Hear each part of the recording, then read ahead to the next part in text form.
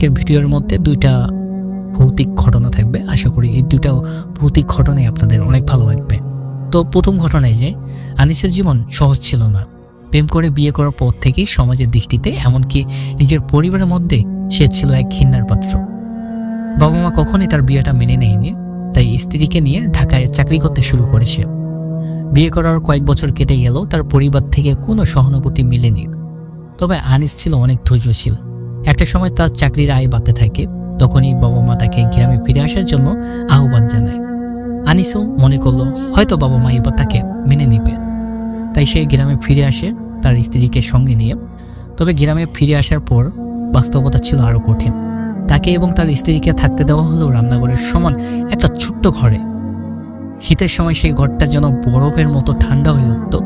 তবে আনিস কিছু বলেনি, সে শুধু নিজের পরিবারকে খুশি রাখতে চেয়েছিল। কিন্তু যত দিন যায় ততই তার স্ত্রী শাশুড়ির অত্যাচারের শিকার হতে থাকে। আনিস প্রায় শুনত তার স্ত্রী ভালো করে খেতে পায় না, কেউ তাকে আদর করে কথা বলে না, এমনকি ছোটোখাটো বিষয় নিয়েও তাকে অনেক অপমান করা হতো। তাই সে চাকরি ছেড়ে বাড়িতে চলে আসে। একদিন আনিস তার বাবার কাছে জমি চায়। তার ইচ্ছা ছিল নিজের পায়ে দাঁড়াবে, কিছু করবে। কিন্তু তার বাবা তাকে ধমক দেন, বললেন, চাকরি ছেড়ে এসে বউয়ের কথায় নাচতে শুরু করছিস, তোর বউকে বল জমি দিতে। বাবার এই কথাগুলো আনিসকে খুব আঘাত করলো। ধীরে ধীরে বাবা মায়ের সঙ্গে সম্পর্কের অবনতি ঘটতে থাকে। তাদের মধ্যে ঝগড়া প্রতিদিনের বিষয়ে পরিণতি হয়। এক সময় আনিস আর তার বাবা মা আলাদা হয়ে যায়। তবে আনিস কোনোদিনই আশা হারায়নি। গ্রামের শীত ছিল ভীষণ। আনিসের ছোট ঘরটা যেন একটা ফিরিস ঠান্ডার জন্য। রাতে কাঁথার নিচে থেকেও শীতের প্রকোপ এড়ানো যেত না। এদিকে শীতের সময় গ্রামে ইসলামিক সভার আয়োজন করা হয়েছিল। তার বাবা মা সবাই সেখানে যোগ দিয়েছিল, কিন্তু আনিস আর তার স্ত্রী যায়নি। স্ত্রী ভেবেছিল হয়তো আনিস একটু পর যাবে, কিন্তু আনিসের মনে তখন ভিন্ন এক পরিকল্পনা চলছিল। রাত গভীর হতে থাকে, বাড়ির চারপাশ ছিল একদম নিস্তব্ধ। সবাই ইসলামিক সবাই মুগ্ন। আনিস তার ঘর থেকে বের হয়, শীতে লুঙ্গি আর গায়ে একটা জ্যাকেট চাপিয়ে হাঁটতে থাকে বাড়ির পিছনের দিকে। তার স্ত্রী তখনও কিছু টের পায়নি। সে ভাবল হয়তো আনিস সবাই যাবে, কিন্তু আনিসের মনে তখন অন্য চিন্তা। সংসারের চাপ, বাবার অবহেলা আর মায়ের নিষ্ঠুরতা সব মিলিয়ে তার মনে নিজেকে শেষ করে দেওয়ার এক অদ্ভুত ইচ্ছা জন্ম নেয়। বাড়ির পিছনে দাঁড়িয়ে থাকা সেই পুরনো আম গাছটি যেন তাকে ডাকছিল। গাছের ডালগুলো আধারের মধ্যে কেমন যেন ভয়াবহ দেখাচ্ছিল। আনিস চুপচাপ গাছের কাছে যায়। এক টুকরো দড়ি নিয়ে সেই গাছের ডালে পেঁচিয়ে ফাঁস বানায়। কোনো কিছু না ভেবেই, না থেমেই সে নিজের গলায় সে দড়ি পেঁচিয়ে ফেলে। মুহূর্তের মধ্যেই তার নিতুর দেহ ঝুলে থাকে। শীতের বাতাসে দড়ি আর গাছের ডালগুলো ডলতে থাকে। পরদিন ভোরে আনিসের স্ত্রী ঘুম থেকে উঠে টয়লেটে যেতে বাড়ির পিছনে যায়। সেখানেই চোখে পড়ে ভৌতিক দৃশ্য। আম গাছের ডালে তার স্বামীর মৃতদেহ ঝুলানো। তার গলা থেকে বের হয়ে থাকা জিহ্বা আর দেহের গিলছে ভাব দেখে সে মুহূর্তের জন্য নিজেকে সামলাতে পারে না, চিৎকার দিয়ে উঠল। তার আর্তনাদ পুরো বাড়ি জেগে যায়। গ্রামের লোকজন একে একে ছুটে আসে। সবাই অবাক আর হতভম্ব হয়ে আনিসের মৃতদেহের দিকে তাকিয়ে থাকে। স্ত্রী কাঁদছে, আত্মীয়রাও সুগাহত, কিন্তু আনিসের মা চুপ। তার মুখে কোনো দুঃখ বা অনুশোচনা নেই, যেন কিছুই হয়নি। পুলিশ এসে লাশ উদ্ধার করে ঘটনার মামলা হয় এবং আনিসের লাশ পোস্টমর্টমের জন্য নিয়ে যাওয়া হয়। পোস্টমর্টমের শেষে আনিসের দেহ ফিরে আসে, কিন্তু তখন আরেকটা সমস্যা দেখা দেয়। আত্মহত্যার কারণে গ্রামের কোনো ইমাম তার জানাজার জন্য রাজি হয়নি। গ্রামের লোকেরা নিজেদের মতো করে জানাজা শেষে মাটি চাপা দিয়ে দেয়। কিন্তু সেখানেই ঘটনার শেষ হয়নি। আনিসের মৃত্যুর পর থেকে সেই বাড়ি ঘিরে অদ্ভুত সব ঘটনা ঘটতে শুরু করে। সন্ধ্যা নামলেই বাড়ির টিনের চালে হঠাৎ করে হাঁটার শব্দ পাওয়া যেত। কখনো আবার শোনা যেত গাছ থেকে কিছু ভারী জিনিস পড়ার আওয়াজ। বাড়ির চারপাশে ঝড়ের মতো বাতাস বইত, অর্থাৎ আশেপাশে কোনো গাছের পাতাও লড়ছে না। আনিসের মৃত্যুর পর সেই আম গাছটি যেন গ্রামবাসীর কাছে অভিশপ্ত হয়ে ওঠে। পরে সেই গাছ কেটে ফেলে পুড়িয়ে দেওয়া হয়। তবুও বাড়ির চারপাশে মানুষজন সন্ধ্যার পর সেখানে যেতে ভয় পেত। আম গাছটি পুড়িয়ে ফেলার পরও বাড়ির চারপাশে অস্বাভাবিক ঘটনাগুলো থামেনি। গ্রামের মানুষ বলা বলি করত আনিসের আত্মা এখনো শান্তি পায়নি।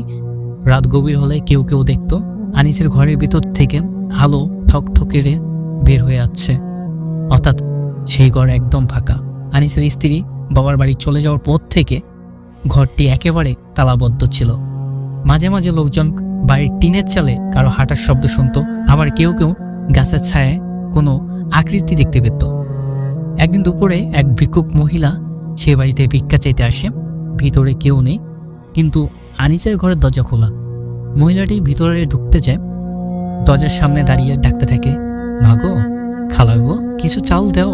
ঘরের ভিতরে ঢুকেই সে থমকে যায়। তার চোখ পড়ে বাঁশের সিলিংয়ের দিকে, সেখানে ঝুলে আসছে একটা লাশ। মহিলা ভয়ে চিৎকার দিয়ে বাইরে ছুটে আসে। সে দৌড়ে গিয়ে গ্রামের ঘটনাটি বলে, কিন্তু পরক্ষণে সেখানে গিয়ে আর কিছু দেখতে পাওয়া যায়নি। গ্রামের মানুষ তখন থেকে ওই বাড়ি এড়িয়ে চলতে শুরু করে। এর কিছুদিন পর আনিসের বাবা ধান কাটার জন্য কিছু কামলা নিয়ে আসে। সারাদিনের কাজ শেষে রাতের বেলা তাদের আনিসের পুরনো ঘরে থাকতে দেয়। গভীর রাতে হঠাৎ দরজায় টোকা পড়ে। এক কামলা ঘুম থেকে উঠে দরজা খুলে বাইরে দাঁড়িয়ে থাকা একজন তাকে বলল, পানি দে, পানি খাবো। কামলা অবাক হয়ে বলে, আমি তো এই বাড়ির মালিক না, পানি ওই ঘরে আছে। লোকটি বলে, তুই দে। কামলা বাধ্য হয়ে বাড়ির পিছনে টিউবওয়েলে পানি আনতে চায়। সেখানে গিয়ে সে দেখতে পায় যে লোকটি পানি চেয়েছিল সে একটা গাছের সঙ্গে ঝুলে আছে। ভয়ে তার হাত পা অবশ হয়ে যায়। সে দ্রুত বাড়ির মালিকের ঘরে গিয়ে দরজা ধাক্কাতে শুরু করে, কিন্তু ভিতরে কেউ তার ডাক শোনে না। ভোর হতেই কামলারা সবাই কাজ ফেলে বাড়িতে চলে যায়। এই ঘটনার পর আনিসের বাড়িটি একেবারে জনশূন্য হয়ে পড়ে। বিকালের পর কেউ সে বাড়ির কাছাকাছি যেত না। পুরো গ্রামে আতঙ্ক ছড়িয়ে পড়ে। একদিন বাড়ির আশেপাশে লোকজন মিলে সিদ্ধান্ত নেয় বাড়িটি কবরস্থানে গিয়ে দোয়া পড়াবে। তারা একজন অভিজ্ঞ হুজুরকে ডেকে এনে আনিসের কবর জিয়ারত করায়। হুজুর দীর্ঘদিন ধরে দোয়া পড়ে এবং বাড়ি ও এর আশেপাশে পানি ছিটিয়ে দেন। এরপর থেকে ঘটনাগুলো আস্তে আস্তে কমে আসে। তবে গ্রামের লোকজন এখনো সন্ধ্যার পর সেই বাড়ির পথে যায় না। বাড়িটি পড়ে আছে নিঃসঙ্গ আর পরিত্যক্ত অবস্থায়। গ্রামবাসী মাঝে মাঝে দূর থেকে তাকিয়ে ভাবে, আনিস কি আসলেই মুক্তি পেয়েছে, নাকি এখনো সেই বাড়ির অন্ধকারে তার আত্মা ঘুরে বেড়ায়? গাইস, এই ঘটনাটি কেমন লাগলো অবশ্যই কমেন্টে জানাবেন।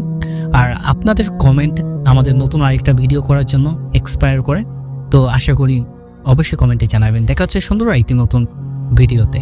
আল্লাহ হাফিজ। হ্যালো এভরিওয়ান, আসসালামু আলাইকুম। আশা করছি আল্লাহর রহমতে আপনারা সবাই অনেক ভালো আছেন। তো ঘটনায় যে আমার প্রতিবেশী এক নানা ছিলেন, যাকে নিয়ে সবাই কৌতূহল ছিল, কারণ শোনা যেত তার সাথে জিনের সুসম্পর্ক রয়েছে। তিনি বাচ্চাদের মাঝে ম্যাজিক দেখিয়ে আনন্দ দিতেন। কখনো মিষ্টি এনে খাওয়াতেন, আবার কখনো পানির স্বাদ মিষ্টি করে দিতেন। আশেপাশে মানুষদের হারানো জিনিস খুঁজে দেওয়াও তার কাছে সাধারণ ব্যাপার ছিল।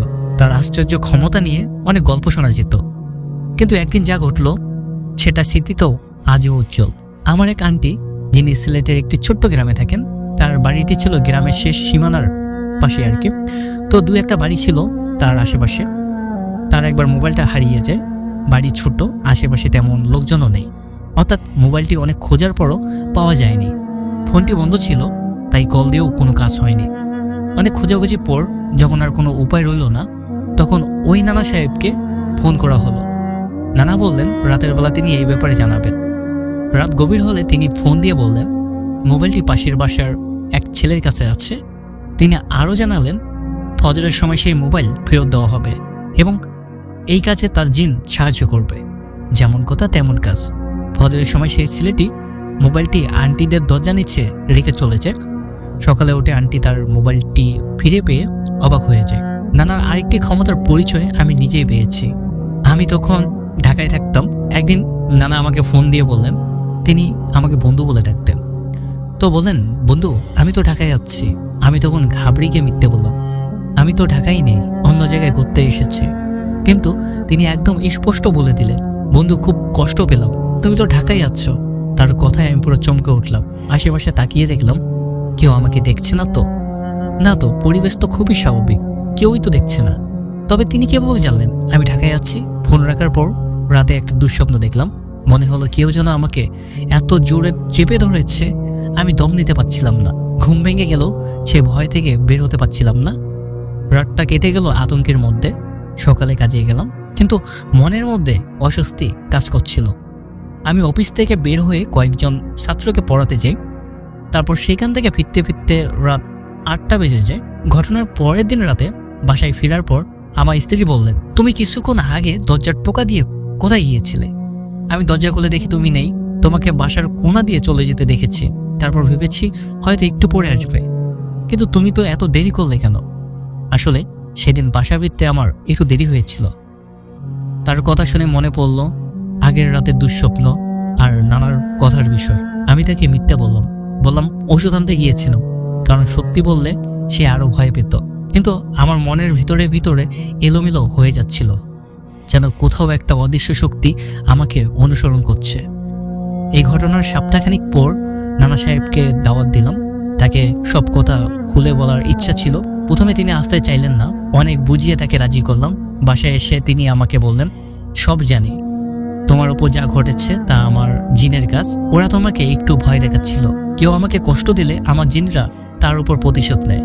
আমি শুনে হতভম্ব হয়ে গেলাম। তখনই বুঝলাম তার ক্ষমতা নিয়ে যেসব কথা শোনা যায় সেগুলো মিথ্যে নয়।